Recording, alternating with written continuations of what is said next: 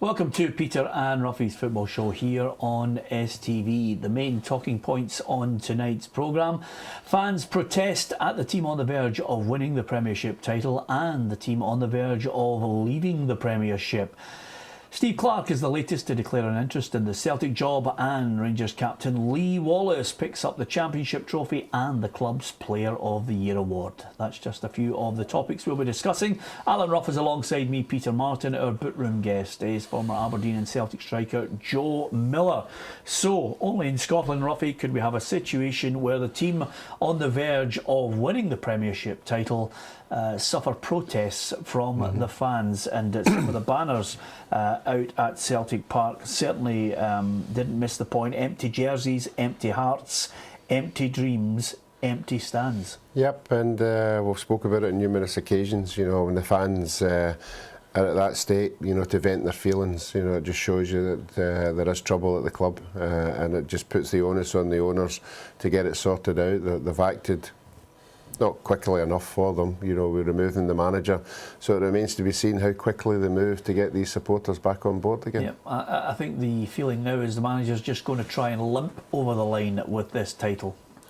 Yeah, he is, but you know, it's been on record for about 6 months now that there should have been changes. I mean, there's been ex-players, you know, voicing their opinions, and the fans have been voicing opinions. But it just goes to show you that there's not enough in it now for, you know, to win even the Premier League. It doesn't satisfy the fans anymore. It's the bigger picture. It's the cup competitions, and it's also Europe. Yeah. Can we read too much into the chief executive Peter Lawwell going into the dressing room after the 1-1 draw with Ross County, Roughie? Yeah, well, it'd be interesting to hear what he actually said. You know, when he went in the dressing room. I mean, we just have to make up our own minds what he was saying, but it would be very interesting. You know, I would like to gather that he's not in to give them a pat in the back, you know, for everything that's happened. They were very fortunate again. Aberdeen just couldn't cash in, and another failure at home particularly. So it looks as if they are going to win the title, but not by any great gust. Yeah, Celtic had their Player of the Year awards dinner last night, Joe, and you were there. A fairly sombre affair when you consider what they're on the verge of winning. Yeah, it was a sombre affair. It was very subdued. I think it was also the result yesterday didn't help it either. The performance by the players. So overall, it was a pretty subdued night. And but you know, credit to the guys that picked up the awards, Lee Griffiths and Tierney, for the Young Player of the Year. But other than that, there wasn't much to talk about. It was, you know, you would have thought maybe a member of the club would have, you know, spoke up and you know, tried to lift things and give the fans a bit of hope, but nothing was said, and it was a pretty sombre affair. Yeah, Lee Griffiths, I think, deserves tremendous praise for 38 goals in a season, and he could hit the 40 before the end of the season, Roughie. Yeah, I think he will hit the 40. It was interesting to see most of his goals up on the screen. A lot of them were a lot of variation, you know. And he's excelled, you know, from where he was. You know, it looked as if he was not going to be the main striker for a long time, but he's buckled down. You know, he definitely looks a new Lee Griffiths. Even when he was up making his speech, he seemed a more sensible head on, and yep, I think he deserves everything that's coming his way. So yet another name to add to the list now. Steve Clarke at bookies starting to narrow his odds, the latest man to declare an interest in the job when Ronnie eventually leaves. Yeah, I think he was interviewed for it the last time it came up, once Neil Lennon had left the club. So Steve is a great candidate. He's got a lot of experience working with Jose Mourinho at Chelsea, and then going on and being the manager in his own right at West Brom. So, you know, he's an experienced player in Scotland and down south. So, you know, why not? I think he's got a good CV. Yeah, is he the man to fill seats, Roughie? No, it doesn't seem to be the man that would, from a supporter's point of view, that would managed to get 20,000 people back on board. I think it's got to be a big one. I think it's got to be.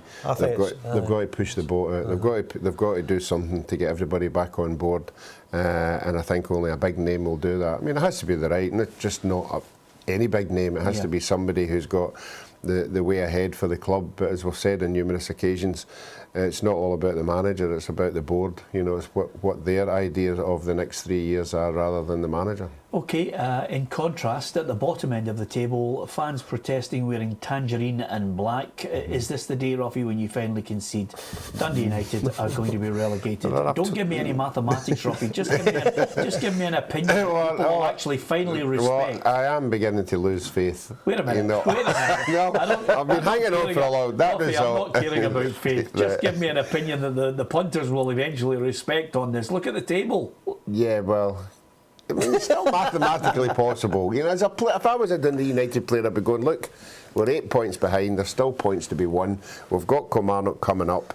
You know, that, I mean, it depends if it comes up within the points, the thing may. But Roughie, let me just enlighten you of something here. They're playing Dundee at Dens Park next Monday. Do you, in your right mind, think Dundee United are going to be saved from relegation? not if they don't win that game. No. Honestly.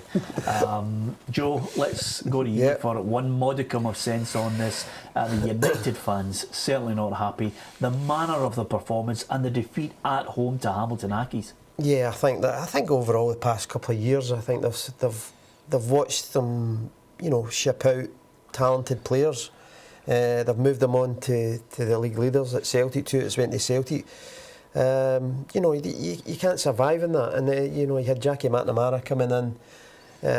You know, a limited budget to bring players, replace the players that have left. So, you know, these things are expected, but I don't think. I think they're well doomed. I think Dundee will put a nail in the coffin next week. Yeah, and it was a distraught John Rankin at the end, making no excuses, Roughie, for their performance as well. Just not good enough. And the flip side of that is Hamilton Accies suddenly, you know, have put distance between themselves and Kilmarnock. Yeah, they certainly have, and all credit to them. You know, I think everybody thought that they were going to be the team that was going to be in at least the playoffs, but it looks as if they struck a bit of form at the right time. It was interesting. I saw a photograph in the paper of the boy Peyton handing over a jersey to the supporters. I don't know what that was about. You know, reading between the lines, maybe he's ready to move on, but certainly it's a strange one to do after a bad defeat. Yep, and Kilmarnock now, I'm looking at it, Joe, and I think we're looking at the bottom two and thinking Kelly will be playing in a playoff. They'll be in the playoff, I think so. You know, I'm surprised that Hamilton have managed to get themselves out. I think we all tipped Hamilton at the start of the season, but you know, it's just not transpired at Kilmarnock. I think they have been struggling. There's not been much of an impact since the new manager's arrived, so you know, I think you know, it's going to be a difficult game with them, whoever finishes you know, in the championship. It'll be a hard playoff. Yep, and I did have them in the odds at the weekend. Roughie, Motherwell edged it slightly against a Hearts team that I think even Robbie Nielsen wasn't pulling any punches on their performance, just not good enough, but they're still going to get third. And I think when he looks at the overall picture of the season as it draws to a close, I think Hearts have had a really, really good season. Yeah, I think coming up from the championship at the beginning of the season, everybody was saying, right, what are the targets? What would be a target for them? A good target? I think we all thought top six, but they've went a step more than that. You know, European football, you know, challenging for second place. I mean, that's a fantastic season, and the difference between Celtic and them is their supporters are there in numbers, and they're there in numbers because the players have given the supporters what they want to see. Yeah, just briefly, Joe, a word for your old team, Aberdeen. In the end, Derek McInnes, prior to the game against St Johnstone on Friday, was saying it's time to praise them rather than criticise them. Not with a result like that. No, I think the results that weekend past there, I think that's just cemented everything now. You know, Aberdeen's challenge has just petered out now. You know, I think where they've went wrong is they didn't strengthen probably at the January window when they were at, you know, they had a chance to maybe, you know, I thought the chairman would have gave Derek McInnes a few quid to try and strengthen the squad, but it's kind of petered out. But credit to them, they've you know, they've done it again, the same as last year. You know, they put a challenge in to Celtic, but they need to do better. I think because Celtic's probably going to strengthen next year when the new manager comes in. Yeah, and just a last word on it, Dundee with a win over your old side, Party, but I think those two sides won't be worrying about any kind of playoff, Roughie. No, I think Dundee are still trying to recover from not getting in the top six. I think that's what they were basing their whole season on, and the disappointment of not being in there was for everybody to see. But they got a win at the weekend, and I'm sure there'll be money higher up the league they go. Okay, coming up after the break, we're going to talk Rangers lifting the championship trophy. Lee Wallace is the player of the year. We'll also discuss the young player of the year and some of the other results in the lower leagues. Join us after the break. Welcome back to Peter and Roughie's football show. Alan Rough is alongside me, Peter Martin, our bookroom guest, former Aberdeen and Celtic striker Joe Miller. Here's a look at the results over the weekend in the Premiership as well. As you can see, St Johnstone with a 3-0 win over Aberdeen, Motherwell defeated Hearts, Dundee defeated Partick Thistle, and of course Inverness really putting Kilmarnock behind the 8 ball as far as the playoffs are concerned. Celtic against Ross County finished at 1-1, and Dundee United won Hamilton 3. So that's how it looked in the Premiership. It was Championship title celebration day at Ibrox. I thought it was a brilliant touch, Roughie, just at 2 minutes into the game for the fans to show their appreciation. And remember Sandy Jardine on a day when they were picking up the trophy. Yeah, I think that's what it's all been. It's what it's all about at Rangers. You know, just remembering where they were and where they are now. People who were there at the beginning, you know, fighting everything for the club. And Sandy was right up there. You know, he was out with the supporters. He was a sort of a link between them. And yeah, I think it's a fantastic gesture. Yeah, it ended 1-1. I don't think it really matters now, because I think Rangers are on this preparation towards the Scottish Cup final. Yesterday was about picking up the trophy, Joe, and then you know, handing out awards at their own club Player of the Year awards. Yeah, well, for some teams, it's this point of the season where a manager might feel that it's been a long campaign for some players who have been ever present in the side, so might be a chance to give them a rest. Maybe just play them for an hour and take them off and bring some young players in and see what they can do. It gives the manager an opportunity to change things, but you know, I think the preparation, it leads up to the preparation to the cup final. So they've got a couple of difficult games in the lead up to that. So it will be a hard one against Hibs, because Hibs have shown that they can beat them in last week's result. So they'll be wanting to get that cup under their belt. Yeah, and I'm looking at the 3 significant players, I think, that featured in the Player of the Year awards, Roughie, for Rangers. The club's own personal Player of the Year, Tavernier, I think, deserves special mention. 15 goals for a fullback is sensational. Barry Mackay picked up the young player. Lee Wallace got the Player of the Year. Yeah, no, I was a wee bit surprised with that one. I mean, Lee Wallace has had a great season, but I would have thought Tavernier, of the 2 fullbacks, he would have been my choice. But Wycorn, for me, unfortunately got the injury at the wrong time. You know, I think he was really heading to get 40 goals, but obviously it never happened for him. But the players that you've mentioned deserve, you know, getting a mention, and obviously Wallace has had a good season. Yeah, I think if Martin Wycorn gets back for the cup final, Joe, that would be a tremendous boost for Mark Warburton. Yeah, it'd be a boost for the player himself. You know, as Roughie says, it's a bad time to get an injury. You know, in the run in towards the season, and you're out of all the celebrations, and you know, you feel as if you want to be a part of that if you're missing out through injury. But he'll be hoping to get back into the side and be part of that. You know, the cup final side, and you know, as Roughie says, he's had a great season. Scored a lot of goals, but you know, there's a lot of pluses there, and Mark Walton would be proud of all the players and the effort that they've put in this year. Yeah, it was a bit flat for Hibs against Morton. There's still a bit to play for here, albeit Falkirk drew with Wraith Rovers, Roughie, but I think Alan Stubbs is trying to focus the Hibs fans' minds on what's at stake in the month of May, rather than any disappointment with individual results like you know, a 0-0 against Morton after defeating Rangers. No, I think he's firmly put out there. I mean, I don't know what he's actually saying to the players, but to the fans, it's the word of, look, let's not panic. You know, the agenda obviously was to win the league, but if we're not winning the league, we just want to be in the playoffs, and that's where they will be. We just don't know where they're going to be, and he's quite right in saying, look, if we have to play 2 extra games, we'll play 2 extra games. It's probably not ideal, but we're prepared to do it and they're focused to do it. And I think they will at this stage have to play 2 extra games. Yeah, I mean, if anything, if it's down to the goal difference, I think Falkirk will have the edge. Surprisingly, when you consider Jason Cummings, the goals he's been scoring as well.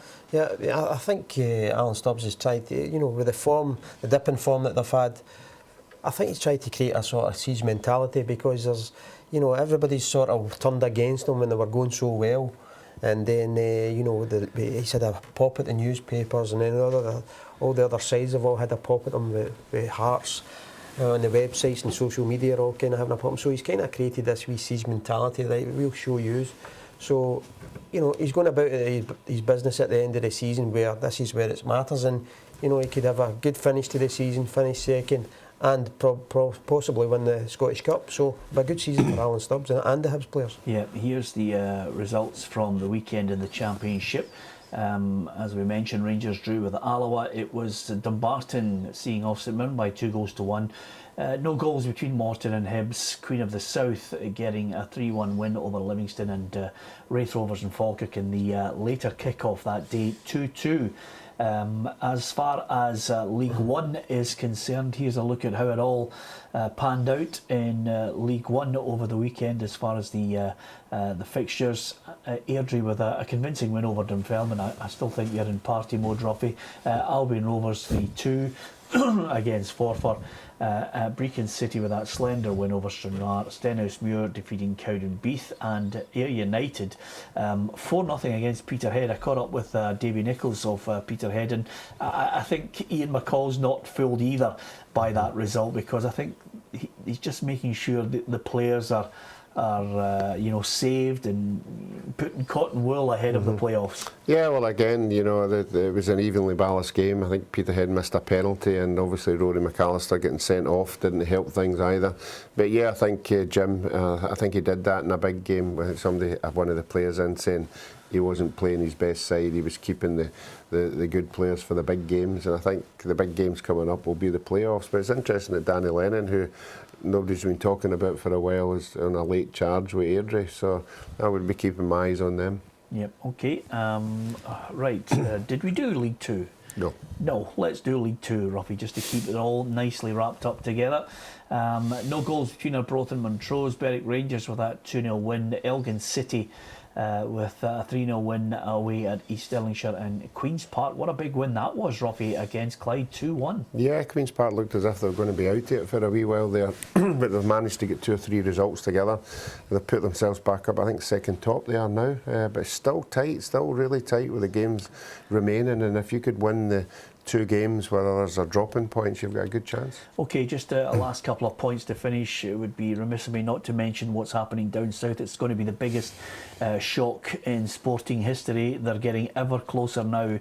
A 4-0 win over Swansea. There's no stopping the Leicester City bandwagon, and Riyad Mahrez picks up the Player of the Year in England at the PFA Awards. Yeah, I thought it's been a tremendous season, and all the talk at the weekend there was with the absence of Vardy, but they've went out and got a great result at the weekend, so good luck to them, and I think it's been fantastic for football. It's been fantastic for the Premiership down there. Just goes to show you, a team that's been built on players that's been released at other clubs, and Ranieri's done a fantastic job piecing them all together, and they've all played for each other and gelled, so it's fantastic for football. I think even if you're not a Leicester City fan, in some ways you are just willing them to get over the line, albeit with 3 difficult matches to finish. Yeah, they have got 3 difficult matches, Peter. It looks as if Chelsea are getting their act together again. Man United are starting to win games, so they're massive games coming up, but they've handled every game that they've played, and they're not losing goals, which is